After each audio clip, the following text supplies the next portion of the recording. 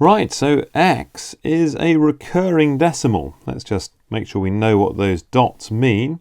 That's 0.4, and then it's the 3/6 that recur. So it's 4, 3/6, 3/6, 3/6, etc. Okay, on forever and ever. Right, and we are asked, as ever with these, to prove algebraically that it can be written as a fraction.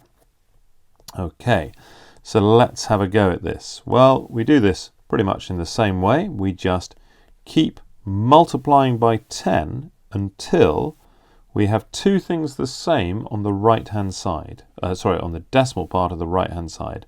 Let me show you what I mean. Okay, so if we multiply by 10, we get 10x is 4.36 recurring. Now clearly the two decimal parts here are not the same.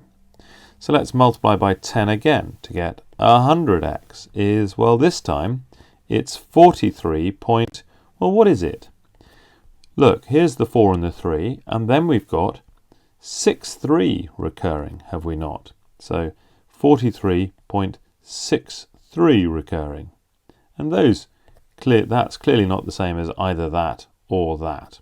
Okay? And so we multiply by 10 again, and we get 100x, and that is 436 point, well, this time we start with the 3, so we're back to 3/6 recurring. And now we have two decimal parts on the right hand side which are the same.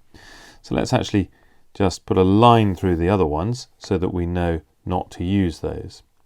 And the reason for getting these decimal parts the same is that when I subtract, and I'm going to subtract this way, okay, so let's subtract like that, I get no decimal part at all. So 1000x minus 10x is 990x, and that's equal to, well, the decimal bits disappear, and 436 minus 4 is 432. And dividing both sides by 990 gives me, well, on the left-hand side, the whole point of that division was that the 990s cancel, so I get x equals 432 over 990, which isn't quite what I want. So I need to demonstrate that I know how to cancel, okay, because I'm going to get to x equals 24/55 here. Now, what is it that I can cancel? Well, let's just have a quick look over at the right here and look at the 55 times table, a table that I'm sure you're familiar with. Okay, well, 1 times 55 is 55, obviously. Okay, so 1 times is 55, 2 times is 110. Now, hopefully, you can see the relationship here between 110 and 990. Okay, I clearly need to multiply by 9, don't I? So 18 of those will be 990.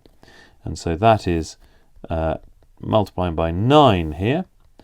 And so the bottom is 18 times 55. And so it's a fairly safe bet that the top is 18 times 24, unless I've made a horrid mistake. And now I'm going to get my green cancelling pen out and cancel the 18s. And I have shown that I know that it cancels to that, even though I've sort of done it backwards. At least I've demonstrated how to cancel. And that is that.